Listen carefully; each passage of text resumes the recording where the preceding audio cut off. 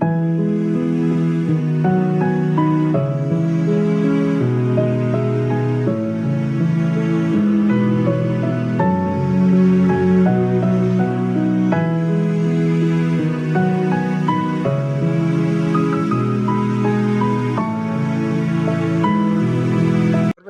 మనకు కావాల్సిన ఎవరు కావాలా?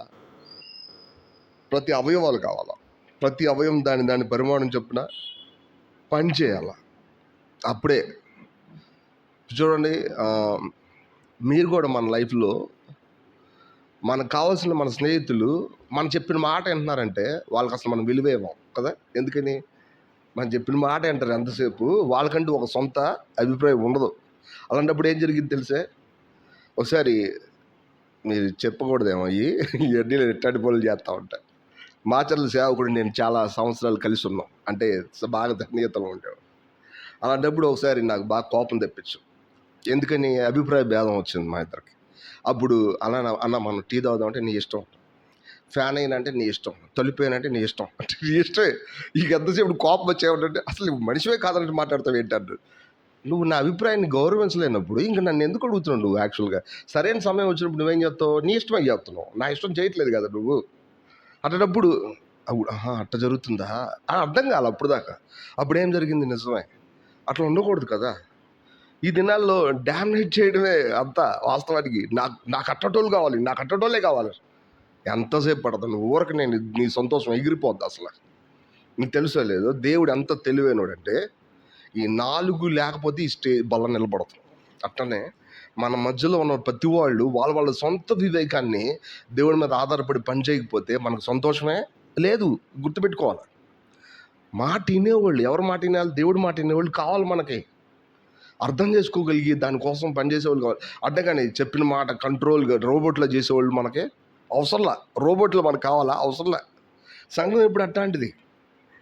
సో ఒక్కొక్కళ్ళు వాళ్ళ తరపు నుంచి ప్రార్థన చేసినా, లేదా ఆరాధన చేసినా, లేదా ఇంకొకళ్ళు వాక్యం చెప్పినా, తిరిగి వాక్యం చదివి, లేదా ఇట్లాంటివి ఏ చేసినా వాళ్ళకంటూ ఒక స్కిల్ బయట పెట్టేటప్పుడు అది అంత సంతోషం అవుతుంది. నేను తెలియకుండా నేను అవనసిన మీటింగ్కి వెళ్తే ఏదో ఒకటి చెప్పించాలని చూస్తూ ఉంటాను, ఎందుకంటే నేను ఎంజాయ్ చేయడానికి. వాస్తవం అది. వాళ్ళకి ఎలా అర్థమవుతుందో నాకు తెలియదు, కానీ విషయం ఏంటంటే వాళ్ళు మాట్లాడేది ఎంతో చక్కగా ఉంటుంది. ఇక్కడ ఎవరు లేరు కాబట్టి చెప్తున్నాను నేను ఆ మాట, గమనించాం. అంత వాళ్ళు తెలియదు, వాళ్ళు వాక్యమే చెప్తుంటారు కానీ వాళ్ళకే తెలియదు వాస్తవానికి. సరే, వాళ్ళకి ఎన్నో సైడ్ ఎఫెక్ట్లు ఉన్నాయి, బలహీనతలు ఉన్నాయి, చాలా విషయాల్లో పడిపోతారు, ఇవన్నీ ఉన్నాయి నిజమే. కానీ వాళ్ళ లోపల ఉన్న దేవుడు అబద్ధమా? చెప్పలేము. మనం అబద్ధం అని ఎవరు చెప్పలేరు, మనం కాదు. అపోస్తలుడు పౌలే చెప్పలేబడి కొరింథీయుల తాళ్ళు ఎంత దుర్మార్గులు. కొరింథీయులు పౌలునే తప్పు చేసి మాట్లాడారు, ఇంకా శరీరానుసారులు పోట్లాడుకుంటారు, అశ్లీలమైనటువంటి మళ్ళీ వాయువరసలు కలిగి ప్రవర్తించారు వాళ్ళు. అట్టటోళ్ళనే అపోస్తలుడు ఏమన్నాడు? మీరు దేవుని ఆలయమైనారని, దేవుని ఆత్మ మీలో నివసించున్నాడని. మీరు మరి ఎటువంటి విశ్వాసం కావాలి ఆయనకి ఆ మాట చెప్పాలంటే? అది ఫ్యాక్టు, అది సత్యం. మనం అట్లా అర్థం చేసుకోగలం. మన లోపల ఉన్న దేవుణ్ణి అట్లా మనం చూపించగలుగుతున్నప్పుడు అది ఎంత సంతోషం. అదే కదా దేవుడు కోరుతుంది వాస్తవానికి. మనం అది అర్థం చేసుకోవాలి, రైట్? ఇప్పుడు చూడండి, విధేయత అంటే అర్థమవుతున్నప్పుడు మనకి, విధేయత అంటే కళ్ళు మూసుకొని ఓకే చెప్పడం కాదు. విధేయత అంటే ఏంటి? వివేచించి ఓకే చెప్పడం. కళ్ళు మూసుకుని ఓకే చెప్పడం కాదు, తాకి చూసి అవునా కాదని ఓకే చెప్పడం. దట్స్ మోర్ ఇంపార్టెంట్ కదా. ప్రభు ఎప్పుడు ఇదే అంటాడు, మాయా స్వరూపుడైనట్టు మీరు నన్ను వెతకమని నేను మీతో చెప్పలేదు. మీరు అర్థం చేసుకోండి, అనుభవించండి, రెవల్యూషన్ పొందండి, గుర్తుపట్టండి, నన్ను వెంబడించండి. అంటే ఉద్దేశపూర్వకంగా మీరు నన్ను వెంబడించండి. అది దేవుడికి ఉద్దేశం. ఓటములు ఉండవా? మనకి ఎప్పుడూ ఉంటాయి. కానీ అదే సమయంలో మంచి హృదయం ఉండదా? ఇది ఉంటుంది. మనం గుర్తు చేస్తున్నాం ఏంటో తెలుసా, ఇదంతా వేస్ట్ ప్రభు, నువ్వు మాత్రం బెస్ట్ అని చెప్పి మన లైఫ్లో మనం తెలుసుకుంటున్నాం. ఇది యాక్చువల్గా మన ఎక్స్పీరియన్స్ అంతా. మన ఎక్స్పీరియన్స్ ఏంటో తెలుసా, దేవుడికి బలం చూపించింది కాదు, అర్థం చేసుకుంటున్నాం మనం ఆయన్ని. ప్రభు నువ్వు మాత్రమే రైటు, నేను ఎంత ఆరాటపడినా ఇదంతా కాదు. అది మనం అర్థం చేసుకోవడం వల్ల కలిగిన బలం, ఎంత సంతోషం. మనం ఎన్నడూ అది సంఘం వాస్తవానికి. అది అర్థం అవ్వాలి. యూదులు, హెల్లేనీయులు. యూదులు అంటే ఎవరు? ఈ ప్రపంచంలోనే చాలా చక్కగా నిష్టగా బతికే బతుకులు జీవితాలు. హెల్లేనీయులు అంటే ఈ ప్రపంచంలోనే వరస్ట్. నేను అప్పుడప్పుడు చెప్తా ఉంటాను ఎగ్జాంపుల్, నేను చదివిన ఆర్టికల్లో, కనీసం భోజనం చేయమంటే వాళ్ళు కనీసం మనలాగా బాస పట్టేసుకుని కూర్చొని తినరు, లేదా కుర్చీలో కూర్చొని తినరు. రోడ్డు మీద ఇలా మోకాళ్ళ మీద నుంచొని తింటారు. వాళ్ళకి తినడమే అంత వాస్తవాన్ని, అంతకుమించి ఏం తెలియదు. షర్ట్ ఉండదు వాళ్ళకి, ఒకవేళ షర్ట్ కుడితే వాళ్ళు ఏమంటారు తెలుసు, గాలాడదంటారు. గాలాడదంటారు వాళ్ళు. అట్లా ఉంటుంది వాళ్ళ పరిస్థితి. ఇంకా ఒకటి చెప్తారు, చాలా భయంకరంగా ఉంటుంది అది. సమాధుల్లో ఉన్నటువంటి ఆ పుర్రె, సగం కాలిపోయిన పుర్రి తీసుకొచ్చి ఇంట్లో పెట్టుకుంటారు. ఎందుకంటే అందంగా ఉంటుంది అంటారు వాళ్ళు. అలా అంటారు యాక్చువల్గా. అలా అంటోళ్ళతో ఎవరు బతకాలా? యూదులు, ఎంతో నిష్ట కలిగిన వాళ్ళు బతకాలి. ఇద్దరు కలిసి పక్క పక్కన కూర్చొని భోజనం చేయాలి. అటువంటి పరిస్థితి. వాళ్ళ పక్కన పెట్టండి, మన పక్కన ఉన్నాడు. ఎవరైనా చిత్తకాయిదాలు ఏరుకున్నారు అనుకో, ఉదాహరణకి దేవుడు నమ్ముకున్నాడు కాబట్టి భోజనానికి వచ్చాడు, ఏం చేయాలి మనం? అక్కడ నుంచో భోజనం అక్కడే పెడతాం అన్నాం అనుకోండి, అప్పుడు వాళ్ళు ఏమంటారు తెలుసా? సంఘం అని అన్నారు. గుర్తుపెట్టుకోండి. సరే, నువ్వేం ఒక నెత్తి మీద పెట్టుకోవద్దు, సరే కూర్చో, నువ్వు భోంచే, నువ్వు సౌకర్యంగా ఉండు, నీకేం ఇబ్బంది లేదు, నువ్వు దేవుడిని సంతోషించు. యాక్చువల్గా హెబ్రోన్లో నేను చూసా చాలామంది అట్టంటి వాళ్ళు వస్తారు, భోజనానికే వస్తారు, ఇంకెక్కడికి రారు. హెబ్రోన్లో గోల్కొండ చౌరస్ దగ్గర 4:30 పెడతారు, వీళ్ళు ఎక్కడెక్కడో తిరిగి వస్తారు, ఆ టైంకి వస్తారు. నేను చూసా చాలామంది ఎవరిస్తులే, లౌకికమైన మనుషులు. వాళ్ళని ఎవరు కూడా నువ్వు ఎక్కడి నుంచి వచ్చావు అని అనరు. అలా దేవుడిని నమ్ముకున్న కూడా చాలామంది ఉన్నారు. వచ్చి ఆ భోజనం చేయండి, వాళ్ళు అలవాటయ్యి దేవుడిని నమ్ముకుని చాలామంది ఉన్నారు. రోడ్డు మీద తిరిగేవాళ్ళు హెబ్రోన్లో తింటాకు వచ్చేవాళ్ళు, అంతే ఊరికినే. వాళ్ళు దేవుడిని నమ్ముకున్నారు. జరిగిద్ది అది, అంతే. మన మధ్యలో దేవుడు ఉంటే అలాగే. సో ఇప్పుడు ఇది చాలా అదేంటి మర్మం సంఘం అనేది. అందులో ఉన్న సత్యాన్ని ఎంత చెప్పినా సంతోషం, అంటే తక్కువే ఒక మాటలు చెప్పాలంటే. రైట్, మనం ఆ పోర్షన్లోకి వెళ్దాం. 2 పేతురు మొదటి అధ్యాయం 5వ వచనాన్ని మనం అందరం కలిసి చదువుదాం. 5వ వచనాన్ని 5-6 వచనాలు మనం అందరం కలిసి చదువుదాం. ఆ హేతు చేతనే మీ మట్టి మీరు పూర్ణ జాగ్రత్త కలవారే, విశ్వాసం నందు సద్గుణం నందు జ్ఞానమును, జ్ఞానం నందు ఆశానిగ్రహం నందు సహనం నందు భక్తి యందు సహోదర ప్రేమను దయను అమర్చుకోండి. ఇవి మీకు కలిగి విస్తరించిన యెడల అవి మన ప్రభు అయిన యేసుక్రీస్తును కూర్చున్న అనుభవ జ్ఞానం విషయంలో మిమ్మల్ని సోమరులైన నిష్ఫలులైన కాకుండా చేయండి. అపోస్తలుడు ఏం చెప్తున్నాడు? దేవుడు నమ్ముకున్నారు అని చెప్పినప్పుడు ఇవి కూడా మీ జీవితంలో ఉండడం వల్ల మీరు దేవుడు నమ్ముకున్నారని కన్ఫర్మ్ అయినట్టు అని దాని అర్థం. మనం అంటాంగా వాస్తవానికి కొంతమంది ఉంటారు, వస్తారా టయానికంటే వస్తామని చెప్తారు. ఆ టయానికి కావాలని రారు, అంటే పొరపాటున అటు ఇటు అవుతే అది వేరే సంగతి. వీళ్ళు చెప్తారు వాళ్ళు వస్తానంటారు కానీ రారండి అంటే అర్థం ఏంటి? వాళ్ళు దేన్నైతే ఒప్పుకున్నారో దానికి పని లేదు, కార్యం లేదు, అంతే కదా. ఏదైతే ఒప్పుకున్నారో దాన్ని ఏం చేయాలా? పని చేయాల. మనం కూడా దేవుడు నమ్ముకున్నాం అని చెప్పి దేవుడు పనులు చూపించలేదు. అప్పుడు మనల్ని ఏమనాలా? మనం ఎవరినైతే చెప్పి వస్తానని చెప్పి రానంలో మనం ఏమంటారు సార్, వాళ్ళ మాటలు నమ్మడానికి లేదండి అంటారు లేదా? ఆ మధ్యకాలంలో మేము వాకింగ్కి వెళ్ళేవాళ్ళం, పొద్దున్నే 5:30కి లేచాం. పొద్దున్న 5:30 అంటే పెద్ద కష్టమేం కాదు. వీళ్ళు ఏం చేస్తారు తెలుసా, లేచిన తర్వాత బైబిల్ చదివి ప్రార్థన చేయడం అలవాటు, బయటికి వెళ్ళలేదు. వీళ్ళు ఎక్కడం 5 కూర్తారు. లేచినప్పుడు ఏం జరిగింది, అటు ఇటు బాత్రూమ్కి వెళ్ళేటప్పుడు 5:30 అయిపోద్ది. అప్పుడు వీళ్ళు కరెక్ట్గా ఎవరు టయానికి రారు, ఎవరు టయానికి రారు. వీళ్ళందరూ బిల్లివర్సే. 6-6:30 అయింది వచ్చేప్పటికి. ఒకళ్ళు ఒక పావుగంట ముందు వచ్చేసారు. వీళ్ళు మంచిగా టయానికి వచ్చారు కదా, ఇక టైం రాని వాళ్ళందరూ ఉరుగురు చూస్తూ ఉంటారు. టైంకి రాని వాళ్ళందరూ ఉరుగురు చూస్తుంటారు. టైంకి రాని వాళ్ళు ఏమో తగ్గించుకుంటూ ఉంటారు. ఎప్పుడు అంతే వాస్తవానికి. అందరూ టయానికి వచ్చింది లేనే లేదు వాస్తవానికి. 4-5 ఉంటే 4-5 కూడా టయానికి వచ్చింది లేనే లేదు వాస్తవానికి. మీరు గమనించండి, ఇదంతా ఉద్దేశపూర్వకంగా తప్పు జరుగుతుందని నేను అంటలేదు. కానీ కొంతమంది ఉంటారు ఏంటి, ఉద్దేశపూర్వకంగా వీళ్ళు ఏం చేస్తారు, రారు, పని చేయరు. ఆ నిమిషాన్ని తప్పించుకోవడానికి ఓకే అంటారు. ఆ తర్వాత ఏం చేస్తారు, నో, ఉద్దేశపూర్వకంగా రారు. మనం కూడా మన లైఫ్లో దేవుడి విషయంలో నమ్ముకుంటున్నాం అని చెప్పి ఇక్కడ చెప్పబడిన సంగతులు మన జీవితం నుంచి బయటికి రాకపోతే అది చాలా పెద్ద ప్రాబ్లం, అది డేంజర్. అది అంటే దేవుడు మనకు తెలుసని చెప్పుకుంటున్నా, దేవుడికి మనం తెలీదు, అది ప్రాబ్లం. మనం ఎప్పుడూ కూడా దేవుడికి మనం తెలుసో లేదో అని చెప్పి కన్ఫర్మ్ చేసుకోవాలా. ఒకసారి ఏం జరిగిందంటే, రాజు అని ఒక అబ్బాయి మా ఇంటి దగ్గరే, నేను అప్పుడు మందిరంలో పడుకునేవాడిని, నేను ఇంకా సేవకు రాలా. అబ్బాయి నేను దేవుడిని నమ్ముకున్నాను, నాకు కూడా బ్యాప్టిజం ఇవ్వండి అన్నాడు యాక్చువల్గా. అప్పుడు నేనేమన్నా అంటే, నువ్వు దేవుడిని నమ్ముకున్నావు సరే, దేవుడు నిన్ను ఓకే అన్నాడని ఏమైనా రుజువు ఉందా అని అడిగారు. అంటే ఆ రోజుల్లో ఒక వెరైటీగా ఉండేవాడిని నేను యాక్చువల్గా. అంటే దేవుడు నిన్ను ఓకే అన్నాడులే, అది నాకు చెప్పు అన్నాడు. అబ్బాయి అదేంటన్నా, దేవుడు నేను నమ్ముకున్నాను కదా, దేవుడు నాకు సాయం చేశాడు అని చెప్తే, ఇటుగా తమ్ముడు నీకు దేవుడు తెలుసు అన్నమాట కరెక్ట్ కావచ్చు, బట్ దేవుడు నిన్ను ఓకే అన్నాడు అని చెప్పి నీతో మాట్లాడతాడు గ్యారంటీగా, అది చెప్పు అన్నాను నేను. అంటే సరే అని చెప్పి ఇంటికి వెళ్ళిపోయాడు. తెల్లారి నేను 4:30 అట్లా వేసి ప్రార్థన చేసుకుని 6ంటికి గేట్ తీసే లోపల పక్కన నుంచొని ఉన్నాడు. నుంచొని వేసేసా, దేవుడు నాతో మాట్లాడాడు చెప్పాడు. నాకు అసలు ఇంకేం లేదు, సరే ఇక బ్యాప్టిజం రెడీ నువ్వు అని చెప్పి బ్యాప్టిజం తీసుకోండి. యాక్చువల్గా ఆ తర్వాత ఎట్లా జీవించాడు ఇక తర్వాత నాకు కనపడలా, కొన్ని రోజులు అయిన విషయం ఏంటి, దేవుడు అతనితో మాట్లాడే లేదా? అలాగే దేవుడు మనలో నుంచి ఏం చేస్తాడు తెలుసా, బయటకు వస్తాడు. ఎట్లా? ఇక్కడున్న గుణ లక్షణాల ద్వారా. ఈ గుణ లక్షణాలు లేకుండా దేవుడు నమ్ముకున్నావు అంటే మోసపోవద్దు. దయచేసి ఇదే అపోస్తులు అనేది, నువ్వు మోసపోవద్దు. ఎందుకంటే మాట మాత్రమే దేవుడితో ఉండి క్రియలో దేవుడితో లేకపోతే నువ్వేం చేస్తున్నావు తెలుసా, మోసపోతున్నావు. దేవుడు తెలుసు అని చెప్పుకుంటున్నావు, కానీ దేవుడికి నీకు తెలీదు. నువ్వు దేవుడికి సరిగా తెలిసినట్టు కాదు ఇక్కడ విషయం. సో ఎందుకని ఆయన తెలిసిన వాళ్ళలోంచి ఆయన ఏం చేస్తాడు, ఈ గుణ లక్షణాల నుంచి బయటకు వస్తాడు.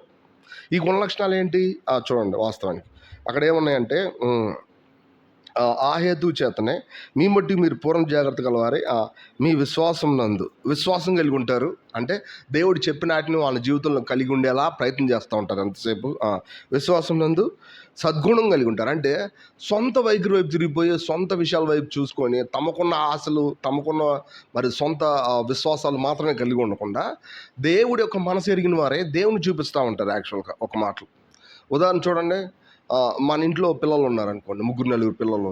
పెద్ద కొడుకు ఇది విజయం సాధించాడు కాబట్టి వాడు విజయం సాధించగానే మిగతా వాళ్ళందరూ తక్కువ చేసి చూస్తాను కాబట్టి తల్లి ఏమంటుంది, రే నీ టైం వచ్చింది నువ్వు చేసావు, ఆ టైం వచ్చినప్పుడు వాడు చేస్తాడు. ఇంతలోనే నువ్వు టైప్ బాకు, నీ వైపు చూసుకోబాకు. చిన్నప్పటి నుంచి వాడికి సాయం చేస్తేనే నువ్వు కూడా ఇట్టున్నావు, అదే సమయంలో అందరూ సాయం చేస్తే నువ్వు ఇట్టున్నావు అని వివరం చెప్పాల్సి వచ్చింది. లేకపోతే ఏమవుద్ది, ఫస్ట్ శాలరీ లాగానే అందరికంటే హీరోలాగా కనపడతారు. ఇకైనా వాస్తవం ఇది సమస్య కాదు, సమస్యనా? అది సద్గుణం లేకపోవడం, అంతే దుర్గుణం. అది ఒక మాట చెప్పాలంటే అతనికి అర్థం అవ్వాలా. అని నేను మాత్రమే గొప్ప అనుకుంటే పొరపాటు అవుతుంది. రేపొద్దున చిన్నోడు కూడా పనిచేస్తాడు, రేపొద్దున చివరోడు కూడా పనిచేస్తాడు. అలా పనిచేసినప్పుడు ఇల్లు అంత చక్కగా ఉన్నప్పుడు వాళ్ళు ఎంతో సంతోషంగా ఉంటారు యాక్చువల్గా. సో అందుకని విశ్వాసం అనేది వ్యక్తిగతం వైపు తిరగకూడదు. విశ్వాసం ఎప్పుడు వ్యక్తిగతమైందే, బట్ సమిష్టిగా దేవుడి యొక్క పనులన్నీ చూడగలగాలి. That is more important.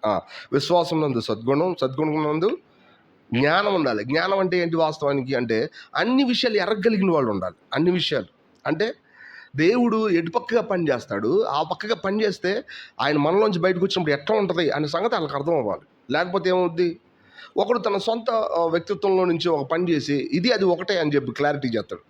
For example నేను చెప్పాను కూడా, ఒకడు పరిశుద్ధాత్మ గురించి తప్పుగా అనుకోని అది ఇది ఒకటే అనేసాడు ఒక మాటలు. అది తప్పు అవుద్ది కదా. ఒకడు గట్టిగా టప్పలు కొట్టడమో లేదంటే తెలియని దాన్ని మాట్లాడడమో ఇది పరిశుద్ధాత్మ కాదు ఎప్పుడు, కానీ ఇది కూడా పరిశుద్ధాత్మ లాంటిది అని చెప్పబడుతుంది యాక్చువల్గా. సో ఇప్పుడు ఏమైంది, అది తప్పు అయిపోయింది. అది ఎంత తప్పు అయిపోయిందంటే దేవుడికి దానికి సంబంధం లేదు. ఎందుకంటే దేవుడు ఎప్పుడు కూడా పైనుంచి వచ్చేవాడే, బట్ ఆయన మన మనసుని దాటిపోడు. దిట్ ఈస్ వెరీ ఇంపార్టెంట్. మన మనసుని ఆయన క్యాప్చర్ చేసేసి నీ మనసుకి ఏం తెలియకుండా ఆయనే వచ్చి నీ మీద పడడం గుర్తుపెట్టుకోవాలి. నిజానికి ఆయన నీలో పనిచేసేటప్పుడు నీ బాడీ వైబ్రేషన్ గురవుతుంది, కానీ నీ మనసు ఏం జరుగుతుందో తెలియనంత మైకులో పడదు. ఎప్పుడు కూడా బాగా డ్రింక్ చేస్తారు, అప్పుడు వాళ్ళకి ఏమవుతుందో తెలుసా, ఏం జరుగుతుందో తెలియదు యాక్చువల్గా. ఇప్పుడు బాగా వీళ్ళు అలవాటు పడిన వాళ్ళు ఉంటారు కొంతమంది. వాళ్ళు ఏమంటారు తెలుసా, నేను ఎంత డ్రింక్ చేసినా కానీ నా కాన్షియస్ పోదు అని అంటారు యాక్చువల్గా.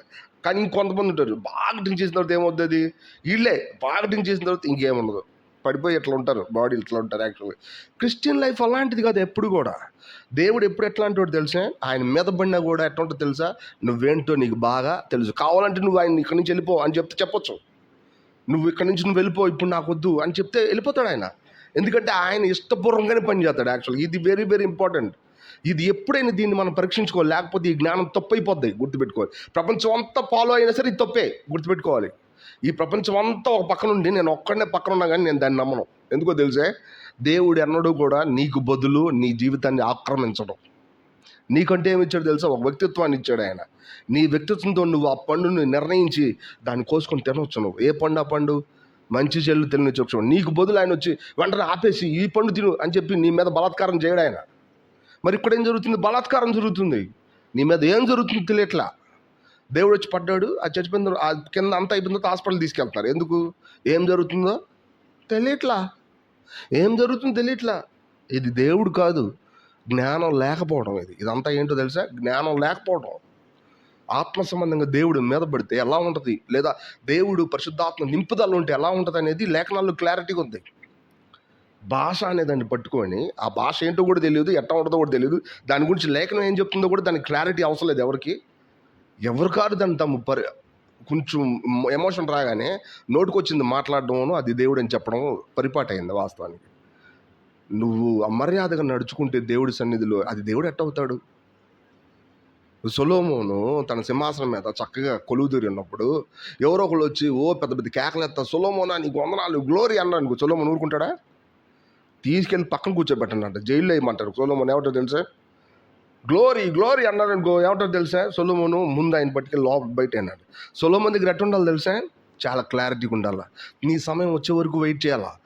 రాజా సొలొమోన్, ఇదిగో this is my small gift, దయచేసి ఇది నువ్వు తీసుకున్నప్పుడు ఆయన ఓపికగా చూస్తాడు. దాన్ని చూసి యా నువ్వు నీకున్న దాంట్లో నువ్వు చాలా చక్కగా ఇచ్చావు అని చెప్తాడు. యాక్చువల్గా అట్టుగా నోటుకు వచ్చింది మాట్లాడతా. మీరు అనుకుంటున్నారా ఇదంతా దేవుడు చూడలేదని?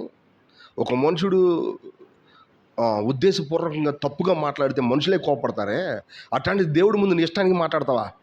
నీ ఇష్టానికి చేసేస్తావా? ఇదంతా తప్పుగా ఎంచబడిద్ది, గుర్తుపెట్టుకోవాలా. ఆయనకి తెలుసు ఆయన ఎంత ఘనత కలిగినాడో. ఆయన ముందు మనం మనుషుల ముందు చూపించుకోవాలని ఇష్టం వచ్చినట్టు మాట్లాడడానికి లేదు. మనకే తెలుసు అది యాక్చువల్ కదా. ఇదంతా ఎందుకు జరుగుతుంది? జ్ఞానం లేక. వాస్తవాన్ని ఆత్మ మనల్ని నింపితే ఎట్టుంటుందో మనకు తెలియక ఎవడో ఒక దారి పెట్టాడు, ఆ దారిలో కూడా పోతున్నాం. వాళ్ళని నిజంగా ఉద్దేశపూర్వకంగా తిట్టొచ్చు. ఎందుకో తెలుసా? తప్పుడు ప్రాక్టీస్ని దేవుడి ప్రజలకి వాళ్ళు నూరిపోస్తున్నారు. యాక్చువల్గా వీళ్ళ జీవితంలో ఎందుకు పరిశుద్ధమైన జీవితం జీవించలేకపోతున్నాం అని బాధ కలగదు. ఎందుకో తెలుసా? వీళ్ళు ఎంతసేపు తమ గర్వాలైంది అతిశయిస్తూ ఉంటారు. పెద్ద పెద్దగా మాట్లాడుతున్నాం, లేకపోతే పైనుంచి ఏదో పడింది మీద. హిందూ దేవాలయాల్లో కూడా మీద పడిద్ది, దయ్యం పట్టిన వాళ్ళ మీద పడిద్ది. మరి వాళ్ళకి నీకేంటి తేడా? నీకు అది తెలియాలా. అది తెలియకుండా అది ఇది ఒకటిలా ఉంది కానీ ఇది దేవుడు అని నువ్వు అనకూడదు. నీకు తెలియాలి అది ఏంటి అనేది. ఈ నాలెడ్జ్ చాలా చాలా ఇంపార్టెంట్. అంతేకాదు స్పిరిచువల్ లైఫ్లో కూడా చాలాసార్లు చర్చ్ లైఫ్లో జీవించడం అంటే ఏంటో తెలియక, సంఘం అంటే ఏంటో తెలియక, ఒక బిల్డింగ్ని మాత్రమే నా సంఘం అని చెప్పుకునే వాళ్ళు లేరా? వాస్తవానికి ఒక గుంపుని నా సంఘం అని చెప్పుకునే వాళ్ళు లేరా? గుంపు సంఘమా? కాదు. క్రీస్తు యొక్క శరీరమే సంఘం, దేవుడి యొక్క అవయవాలే సంఘం, గుంపు సంఘం కాదు.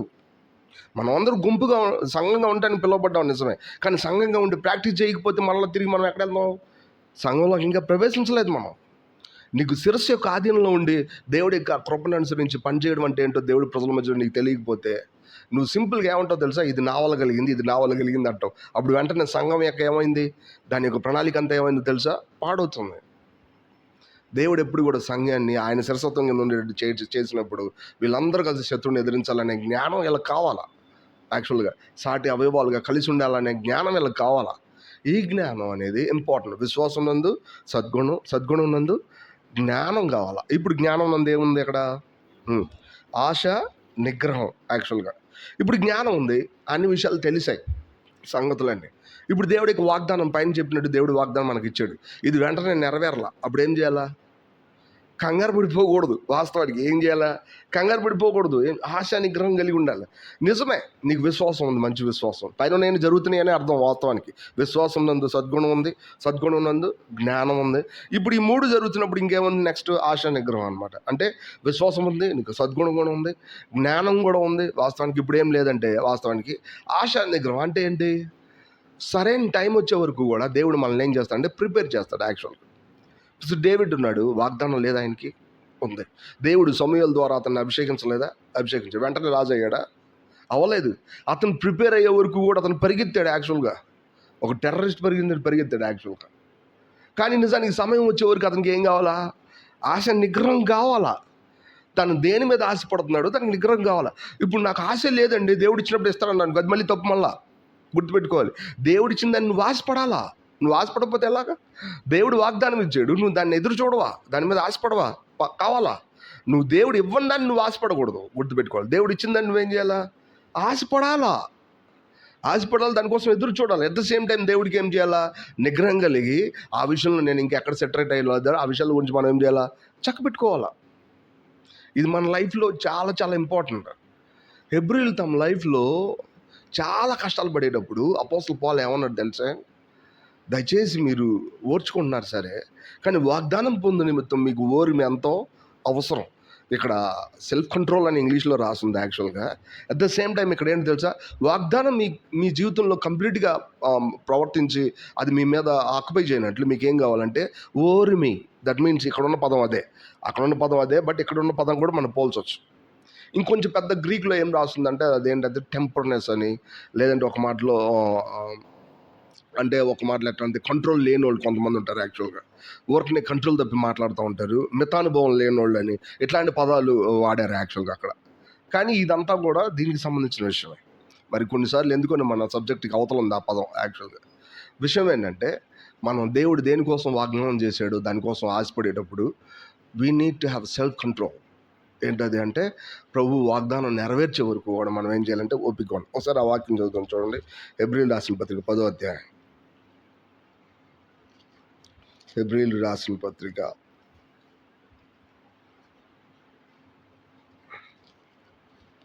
10వ అధ్యాయము.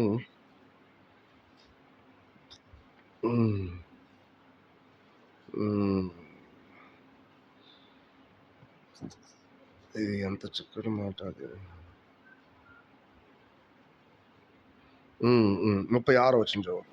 36 వచ్చిన.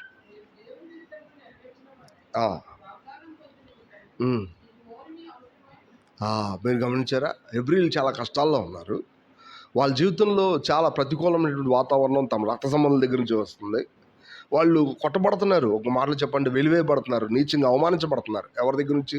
సొంత ప్రజల దగ్గర నుంచి. అలాంటప్పుడు ఇతను ఏమంటున్నాడు తెలుసా? మీరు దయచేసి వీటిని స్వీకరించండి. ఏంటది? కళ్ళ ముందున్న విషయాలను స్వీకరించి దేవుడి చిత్తాన్ని నెరవేర్చిన వారే. ఇట్లా చేయడం ద్వారా దేవుడు వాగ్దానాన్ని అనుసరించి చేసే ఆ వాగ్దానం యొక్క నెరవేర్పు మీ జీవితంలో కలుగు నిమిత్తం మీరేం చేయాలా? ఓరిమి ఉండండి. యాక్చువల్గా ఖచ్చితంగా శ్రమ సహించిన వాడిని అట్టగా వదిలేస్తాడు ఆయన. వదలడు ఖచ్చితంగా. ఆయన ఖచ్చితంగా తన ప్రజలకు లిఫ్ట్ ఇస్తాడు. యాక్చువల్గా ఎటువంటి సందేహం లేదు. ఖచ్చితంగా ఆయన ఒక ఉద్దేశపూర్వకంగా చేశాడు. ఆ ఉద్దేశపూర్వకంగా జరిగిన దానికి ఎండ్ ఆఫ్ ద పర్సిక్యూషన్కి తప్పకుండా దేవుడు దానికి ఒక చక్కటి బహుమానం ఇస్తాడు. ఈ వాగ్దానం పొందు నిమిత్తం మీరు ఏం చేయాలా? ఓరిమి అవసరం. అంతే కదా. అక్కడ ఒక చక్కటి మాటలు ఉంటాయి. వాస్తవం గమనించండి. హెబ్రీయులు రాసిన పత్రిక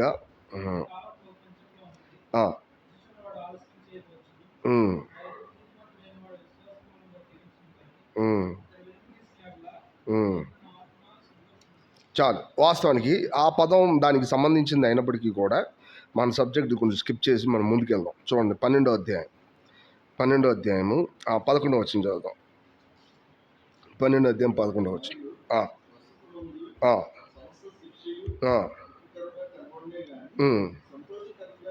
కనపడదు. చూసారా ఎంత చక్కటి మాట రాశారు? శ్రమలు వచ్చినప్పుడు, కష్టం వచ్చినప్పుడు వాస్తవానికి అది మన కంటికి ఎట్లా ఉంటుంది? వాస్తవానికి చాలా ప్రస్తుతానికి కొంచెం ప్రతికూలంగానే ఉంటుంది. కానీ ఇది ఎవరికైతే అలవాటు పడ్డారో ఆ అలవాట్లు వాళ్ళు ఏం చేస్తారో తెలుసా?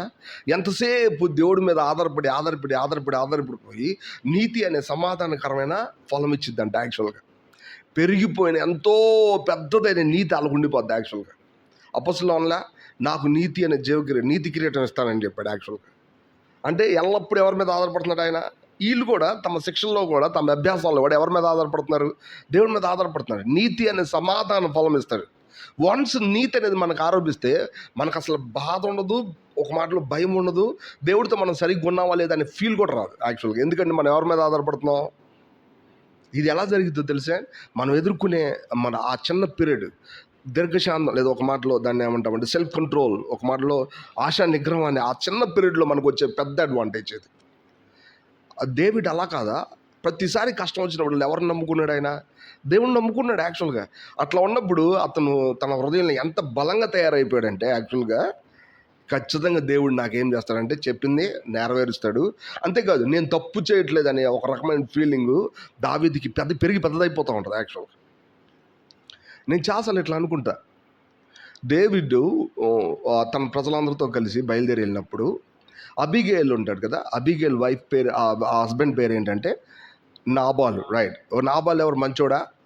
మూర్ఖుడు. యాక్చువల్గా మూర్ఖుడు అని ఎందుకు అంటారు? అసలు మూర్ఖుడు అనాల్సిన అవసరమే ఉంది. ఈయనేమో ఈ వాచ్మెన్ నాకు పెట్టలేదు ఆయన పొలాలకి. కానీ ఈయన ఏమన్నాడు తెలుసా? వాస్తవానికి నీ పొలాల్ని ఫిలిస్తీన్ల దగ్గర నుంచో లేదా సంథింగ్ ఎవరైనా వాళ్ళ దగ్గర నుంచో మేము మిమ్మల్ని కాపాడుతున్నాం కాబట్టి వాస్తవానికి మీరు మాకు ఇవ్వాల్సింది ఇవ్వండి అని చెప్పి ఒక రకమైనటువంటి దాన్ని ఏమంటారంటే బక్షీసా లేకపోతే ఏమనంటారంటే మామూలు మాకు ఇవ్వండి అని అడిగారు. యాక్చువల్గా అప్పుడు వెంటనే నాబాల్ ఏమన్నాడు తెలుసా? యజమాని వదిలేసిన సేవకులు చాలామంది ఉంటారు, వాళ్ళందరికీ నేనేం ఇవ్వలేను, నేను పెట్టుకోలేదు అన్నాడు. యాక్చువల్గా వెంటనే డేవిడ్కి ఏమొచ్చింది? కోపం వచ్చింది దావీదుకి. నీకు ఇంత సాయం చేస్తే ఇట్లా చేస్తావు. నిజంగా ఈ సాయం చేయమని ఎవరు అడిగారు? ఈయన అడిగాడా? అడగల. ఈయన మూర్ఖుడని ఎందుకు అంటున్నారు యాక్చువల్గా అంటే, నిజానికి వాళ్ళు సహాయం చేయడం వల్ల వీళ్ళకి చాలా అడ్వాంటేజ్ వచ్చింది. నిజానికి వీళ్ళు పెట్టుకోలే, అయినా వాళ్ళే సహాయం చేశారు. కానీ ఇతను ఏదో ఒకటి సహాయం చేయగలగాలి యాక్చువల్గా. సో ఇప్పుడు అతను చచ్చిపోగానే తన వైఫ్ని తీసుకొచ్చాడు యాక్చువల్గా. ఈ సన్నివేశంలో డేవిడ్ అంత చక్కగా ప్రవర్తించడం నాకు అనిపించలేదు. వాస్తవానికి నాకు అనిపించలే అంత బాగా ప్రవర్తించింది. అంటే తన వైఫ్ని తీసుకోవడం తప్పని నేను అంటలేదు, కానీ నాబాల్ విషయంలో అంత పెద్ద కోపాన్ని చూపించడం నాకు అంత బాగా అనిపించలేదు. మరి నాకైతే వాస్తవానికి అతను చేసింది రైటే అని చెప్పి బైబిల్ చెప్పొచ్చు, కానీ ఒక మనిషిగా నాకేమనిపించిందంటే, నువ్వెందుకు ఊరికనే కోపపడుతున్నావు ప్రతి ఒక్కరి మీద అన్నట్టు నాకు అనిపించింది యాక్చువల్. కానీ డేవిడ్కి తన మనసులో మాత్రం తప్పు చేశాను ఫీలే లేదా అసలు. నాకు అర్థం కాదు. ఎందుకంటే చాలాసార్లు మనం అనుకున్న నీతి కంటే కూడా సబ్జెక్ట్లో ఉన్నటువంటి ఆ పర్సన్స్ పడే నీతి చాలా ఎక్కువగా ఉంటుంది. అది మనకు అర్థం కాదు. ఎవరైతే నిజంగా కష్టం అనిపించి దేవుడి మీద ఆధారపడతారో యోబులాగా వాళ్ళు వాదించగలుగుతుంటారు తెలియకుండానే. వాస్తవానికి వాళ్ళ లోపల ఏముంటుందంటే ఆ కాన్ఫిడెన్స్, ఆ సమాధానం ఉంటుంది లోపల. ఎవరు వీళ్ళు? ఇక్కడ ఉన్నటువంటి ఆశా నిగ్రహం అనే మధ్యలో ఉన్నటువంటి ఎక్స్పీరియన్స్ పొందేవాళ్ళు. వీళ్ళు నిజంగా సీనియర్స్ ఒక మాటలో చెప్పాలంటే. మీరు గమనించండి, ఇంకా చాలా విషయాల్లో కూడా అట్లనే. ఇప్పుడు చూడండి, నోవా ఉన్నాడు. నోవా ఆఫ్టర్ ఫ్లడ్, అంటే ఆ యొక్క వరద అంతా అయిపోయిన తర్వాత ద్రాక్ష తోట వేసి శుభ్రంగా ద్రాక్షసం తాగి సరిగ్గా పడుకోలే ఆయన. యాక్చువల్గా లేచి నేను తప్పు చేశాను ఫీలే లేదు ఆయనకి. ఎవరిని తిట్టాడు? తన చిన్న కొడుకుని తిట్టాడు. ఎందుకని? మీకు తెలుసో లేదు, నోవా ఎంతవరకు దేవుడి మీద ఆధారపడతాడో నోవాకు తెలుసు. యాక్చువల్గా అతను చేసిన ఆ పొరపాటు ఎంత శాతం అనేది కూడా నోవా తెలుసు. యాక్చువల్గా ఆ విషయంలో కూడా నోవా ఏమాత్రం గిల్ట్ ఫీల్ అవడం. నీకు అర్థమవుతుందో లేదు? అతను చేసిన తప్పే కదన్నా లిటరల్గా. కానీ దేవుడు నోవా చేసిన తప్పు అని బైబిల్ ఎక్కడైనా రాస్తుంది అసలు? దానికి బదులు నోవా చేసింది రైట్ అని చెప్పి హాముని అట్లనే కన్ఫర్మ్ చేసేసాడు. అబ్రహాం కూడా అంతే. తన లైఫ్లో తన వైఫ్ విషయంలో తప్పు చెప్పినప్పుడు, యాక్చువల్గా వాళ్ళు తప్పుగా ప్రవర్తించడానికి ప్రయత్నం చేసినప్పుడు, తిరిగి వచ్చినప్పుడు అబ్రహాం ఒక్క మాట కూడా అనలా. ఎందుకో తెలుసా? వీళ్ళు ప్రదర్శించే నీతి బయట ఉన్న మనుషుల కంటే కూడా చాలా పెద్దది. ఎప్పుడు కూడా ఇది గుర్తుపెట్టుకోవాలి. డేవిడ్ తప్పు చేసినప్పుడు నీకు బదులు చాలామందిని చంపుతాడు, కానీ డేవిడ్ని ఏం అనలేదు. ఎందుకో తెలుసా? ఆ 1,70,000 మంది చచ్చిపోవడం కంటే డేవిడ్ యొక్క నీతి చాలా పెద్దది. యాక్చువల్గా అది మనకు అర్థం కాదు వాస్తవానికి. ఎందుకంటే వీళ్ళు దేవుడి యొక్క వాగ్దానం నెరవేర్పనే దాంట్లో మధ్యలో ఆశా నిగ్రహం అనే దాన్ని ఎక్కువ సీనియారిటీతో కలిగి ఉంటారు. యాక్చువల్గా మనకు అర్థం అవ్వాలి. మన లైఫ్లో సీనియారిటీ అంత ఇక్కడే ఉంది వాస్తవానికి. మనకెంతో తెలుసు అనేది కాదు, మన జీవితంలో ఆయనకు నిజంగా కార్యసాధకం చేసే వరకు మనం ఓపిక్గా ఉంటున్నావా లేదనేది చాలా చాలా ఇంపార్టెంట్. అది లేకపోతే ఏమవుతుందో తెలుసా? ఓడ బద్దలైపోద్ది. అవునా కాదా? ఎంత చేసినా మాకెవరు పట్టించుకోవట్లేదు మాకని ఎవరి కోసం? యాక్చువల్గా ఈవెన్ యేసుప్రభు గురించి కూడా మాట్లాడతారు. కష్టం వచ్చినప్పుడు ఏం చేశారు? ఆయన మాకేం చేశాడని. మేము ఉండే ఇంటి పక్కనే వాళ్ళ ఇంట్లో మందిరం నడిచింది ఒక 5 సంవత్సరాలు, 3-4 సంవత్సరాలు. ఈరోజు వాళ్ళు బొట్లు పెట్టుకొని యాక్చువల్గా విగ్రహారాధన చేస్తున్నారు. ఎందుకంటే అంటే దేవుడు మాకేం చేయలేదు అంటారు. ఈ 4 సంవత్సరాలు ఏం నేర్చుకున్నారు అనేది అడగాలి. యాక్చువల్గా మాకేం చేయలేదు, దేవుడు మాకేం చేయలేదు అంటున్నారు. మీరు గమనించారు? వీళ్ళందరూ ఎవరో తెలిసే? ఓర్మి కలిగి ఆశా నిగ్రహాన్ని పూర్తిగా వదిలేసిన వాళ్ళు. యాక్చువల్గా దేవుడు ఇస్తాడు అనే విషయాన్ని వాళ్ళు ఖచ్చితంగా దేవుడు చేస్తాడు అనే సంగతిని అర్థం చేసుకోకుండా, దేవుడి మీద ఆధారపడాలనే సంగతిని అర్థం చేసుకోకుండా, వాళ్ళకి వచ్చిన కష్టాలన్నింటిలో కూడా దేవుడు సరైన టయానికి సరైనది ఇస్తాడనే సంగతి మర్చిపోయారు. యాక్చువల్గా మన జీవితంలో కూడా అంతే. కొన్ని వాగ్దానాలు దేవుడు ఇచ్చాడు, అది మన జీవితంలో జరగట్లేదు అనే బాధ మనకు ఉంటుంది. దానికోసం ఎదురు చూస్తున్నాం, ఇంకా చక్కబెట్టుకుంటున్నాం. బట్ రైట్ టైంలో ఏం చేస్తాడు ఆయన? ఖచ్చితంగా ఇచ్చి తీరతాడు. మనం ఏం చేయాలా? మనల్ని మనం చక్కబెట్టుకొని దానికి యోగ్యంగా సెట్ చేసుకోవాలి, అంతే. డేవిడ్ తన లైఫ్లో ప్రతి దాన్ని చక్కబెట్టుకున్నాడు. తను ఎంత చక్కబెట్టుకున్నాడంటే ఆ కొలతని నన్ను కొలలేను. యాక్చువల్గా సౌలు తన కళ్ళ ముందు దొరికినా కూడా అతను చంపాడా? నిజానికి అతను చంపకపోతే ఎవరు చచ్చిపోతారు? ఈయన చచ్చిపోతాడు. యాక్చువల్గా ఆయన చేతిలో రీజనబుల్గా చూస్తే. ఈయన పక్కన కూడా ఉన్నారు చాలామంది. నువ్వు ఒక్కసారి చెప్పు, నేను చంపేసి వచ్చేస్తాను. యాక్చువల్గా నీకేమి నా పేరు మీద పెట్టుకుంటా అని కూడా అంటాడు. యాక్చువల్గా కానీ దేవుడు మాట అన్నాడు, యెహోవా అభిషేకించిన వాడిని చంపి ఆయన యొక్క నష్టాన్ని పోకుండా ఎవడు ఉండగలడా? ఆ మాట చూడండి ఎంత. యాక్చువల్గా ఎవరి కోసం ఎదురు చూస్తున్నాడు? ఆ మాటలోనే నిజంగా యెహోవా నన్ను అభిషేకిస్తే నన్ను ఏం చేస్తాడు? రాజుని చేస్తాడు ఆయన. అంత చక్కటి జ్ఞానం ఎవరికి వచ్చిందబ్బా? ఆశా నిగ్రహం కలిగిన వాళ్ళకి వచ్చింది వాస్తవానికి. చాలాసార్లు మన లైఫ్లో మనం ఆశించింది దొరకకపోతే వెంటనే మనం బరస్ట్ అవుతాం. దయచేసి అలా చర్చ్ లైఫ్లో ఉండడానికి లేనే లేదు. ఈ విషయాన్ని పేతురు చాలా స్పష్టంగా చెప్తున్నాడు. ఏంటంటే, మీకు విశ్వాసం నందు సద్గుణం ఉన్నది, సద్గుణం నందు మీకు జ్ఞానం కూడా ఉంది. బట్ ఎంత తెలిసిపోయింది కాబట్టి వెంటనే నీ లైఫ్లోకి వచ్చేయాలంటే అది వెంటనే ఏమీ రాదు. మన కళ్ళ ముందు కనపట్ల కొంతమందులు మాకు అంతా తెలిసిపోయింది కాబట్టి మాకేం కావాలా, పొజిషన్ కావాలని అంటున్నారు యాక్చువల్గా ఉద్దేశపూర్వకంగా. ఎందుకు వాళ్ళ కోపం వస్తుందో తెలిసే? ఆశ నిగ్రహం లేకే. గుర్తుపెట్టుకోవాలా. ఎందుకు వాళ్ళ కోపం వస్తుంది ఊరకనే? దేవుడు ఇచ్చిందే కదా కావాల్సింది మనందరికీ. దేవుడు ఇవ్వంది ఏమైనా కావాలా మనకి? దేవుడు ఇవ్వంది అంత ఈజీగా పోద్దో వాళ్ళకి తెలీదా? తెలుసు యాక్చువల్గా. కానీ ఇప్పుడు స్టిల్ వాళ్ళకి ఏం కావాలా? పొజిషన్ వచ్చేసేయాలా? ఎవరు ఇవ్వాలి అది? దేవుడు ఇవ్వాలి కదా. దానికోసం నువ్వేమనాలి? ఆశ నిగ్రహం కలిగి ఉండాలి. నిగ్రహం లేక త్వరపడి వెంటనే ఏదో రకంగా మన లైఫ్లో అట్లా ఉండదు. ప్రభువా, నీ వాగ్దానం కోసం మేము నిలకడగా ఉండే నిమిత్తం ఆశా నిగ్రహాన్ని కలిగి ఉండేలా మాకు సహాయం చేయండి. ఒక వాచనాన్ని చూద్దాం, చూడండి. రోమన్స్ చాప్టర్ 5, రోమపత్రిక 5వ అధ్యాయము 3-4 వచనాలు ఉన్నాయి. అది చదువుదాం వాస్తవాన్ని. ఉమ్, ఉమ్, ఉమ్. వాస్తవానికి ఇక్కడ నిరీక్షణ అనే పదం అల్టిమేట్ ఎక్స్ప్రెషన్ అయి ఉంది, కానీ అక్కడ ఓర్పు అనే పదం మధ్యలో ఉంది. వాస్తవానికి ఓర్పు అంటే అది ఎండ్యూరెన్స్ అని ఇంగ్లీష్లో రాస్తుంది. ఎండ్యూరెన్స్ అని ఇక్కడికి వచ్చేసరికి అది ఏం రాస్తుందంటే వాస్తవానికి సెల్ఫ్ కంట్రోల్ అని రాస్తుంది. మనం చెప్పిన దానికి అంటే 2 పేతురు 1వ అధ్యాయంలో సెల్ఫ్ కంట్రోల్ అని రాస్తుంది. అంటే మన మీద మనకి ఉన్నటువంటి పూర్తి ఆధిపత్యం. ఒక మాటలో ఆశా నిగ్రహం అనే తెలుగు పదానికి అర్థం ఏంటంటే, దేవుడు ఇస్తాడని చెప్పిన తర్వాత కూడా మనం తొందరపడకుండా జాగ్రత్తగా మనం చక్కబెట్టకుండా దేవుడు వాగ్దానం కోసం ఎదురు చూడడం. ఎక్కడికి వచ్చేసరికి ఏం జరిగింది తెలుసా? శ్రమ ఓర్పు పరీక్ష నిరీక్షణ కలిగించాను. శ్రమ ఏం చేసిద్దంట? ఓర్పు కలిగించదు.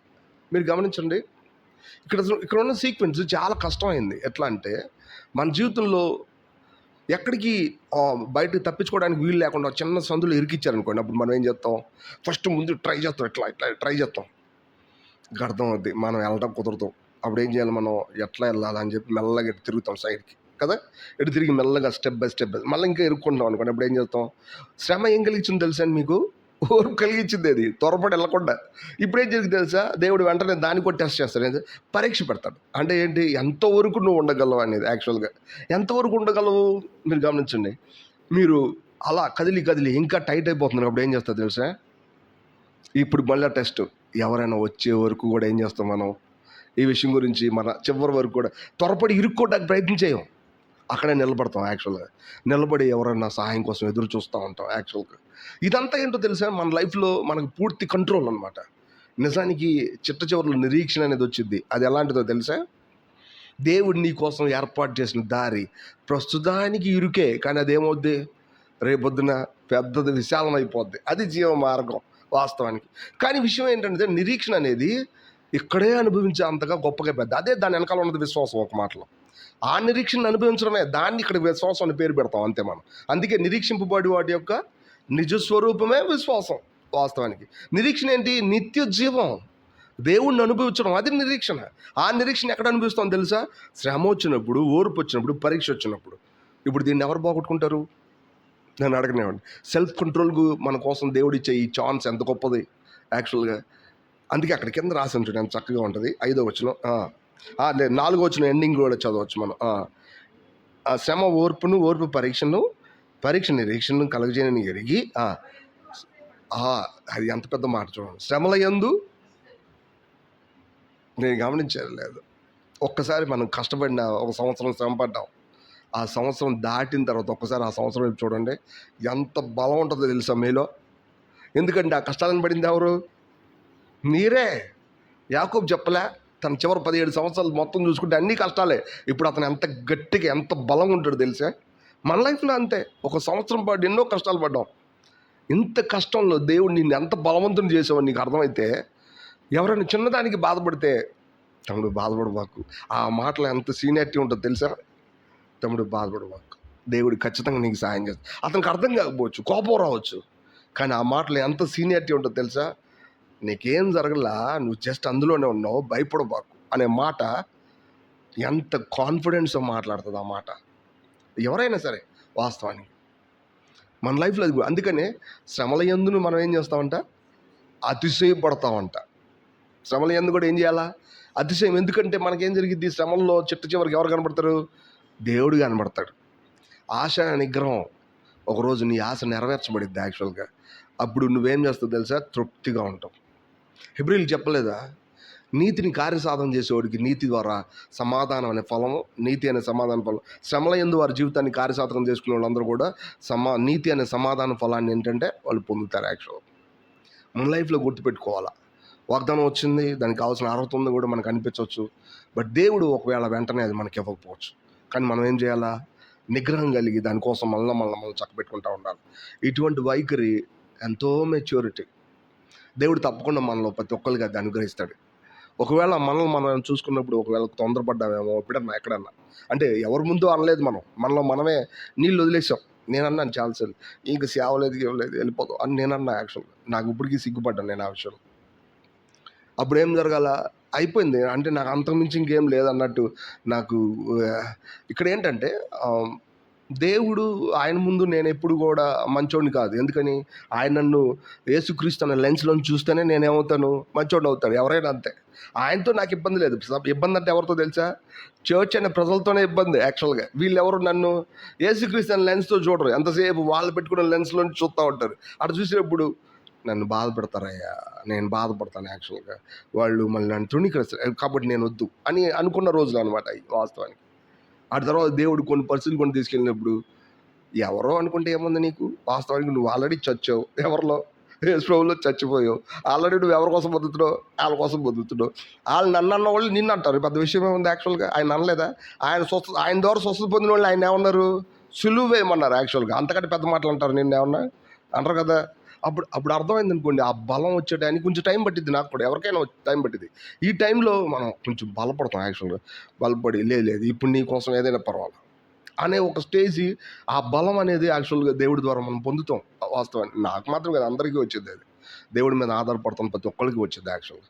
సో ఇటువంటి ఆశా నిగ్రహం చర్చ్ మొత్తానికి కావాలా, అన్ని విషయాల్లో. ఆయన మనం కొన్ని పొజిషన్లో ఉన్న స్థాయిని దాటి వెళ్ళాలంటే దేవుడు ఇంకా మనల్ని ఎందుకు ఇట్లా పెడతాడంటే, మనం ఆశా నిగ్రహం కలిగి ఆయన కోసం మరింత ఎక్కువగా మనల్ని చక్కబెట్టుకుంటామని మనకే తెలుసు. మనం ఇంకా సమిష్టిగా కలిసి ఉన్నామా లేదా, సమిష్టిగా నెరవేర్చబడాల్సిన వాగ్దానాన్ని ఎత్తిపెట్టి మాట్లాడేటప్పుడు సమిష్టిగా కలిసి ఉండడానికి మనం ఉన్నావా లేదా అని ఆలోచించాలి కదా. అదేదో సేవకుడు చూసుకుంటాడు అంటే కుదరదు. యాక్చువల్గా సమిష్టిగా మనం నిజమే అందరినీ చంపాల్సి వచ్చినప్పుడు ఫస్ట్ సేవకుడు చచ్చిపోతుంది, దాంట్లో తేడా ఏం లేదు. అది దాంట్లో పౌలు చేసినట్టే అందరూ చేస్తారు. దాని గురించి ఇబ్బంది ఏం లేదు. అసలు ఎటువంటి మినహాయింపు లేకుండా మాట్లాడచ్చు, ఇబ్బంది ఏం లేదు. కానీ అతను ఒక్కడే చేయగలిగేది కాదు. అతను చేయగలిగేది అంతా ఏంటో తెలుసా, ఇలా ఉండమని చెప్పగలిగేది ఇది యజమానుడు ఆయనే కదా. వాస్తవానికి యజమాని కింద మనం అందరూ కలిసే ఉన్నాం కదా. సో అటువంటి విధానంలో మనం కలిసి ఉండడానికి ఎక్కడైనా మనం ఇబ్బంది పడుతున్నామా, ఒకవేళ ఇబ్బంది పడితే కనుక పెద్ద వాగ్దానం నెరవేరడానికి మైట్ బి a రీజన్. యాక్చువల్గా దాని వెనకాల మనం రీజన్గా ఉండొచ్చాము. ఒకసారి ఆలోచన చేద్దాం. సరే, ఈ వ్యక్తిగతంగా ఉన్నప్పుడు కూడా మనం చక్కబెట్టుకోవచ్చు, కానీ వాక్యాన్ని అనుసరించి మనం దాన్ని తీసుకోగలగాలి. రైట్, ఆశా నిగ్రహాన్ని దేవుడు మనకి ఇవ్వాలి. రైట్, ఆశా నిగ్రహంలో ఎదురు చూడటం మాత్రమే కాదు, చక్కబెట్టుకోవడం కూడా ఉంటుంది. దాన్ని కూడా గుర్తుపెట్టుకోండి. సో ఈ మాటలను అనుసరించి మనం చక్కబెట్టుకుంటే రేపు పరిచర్య కోసం ప్రార్థన చేద్దాం. రేపు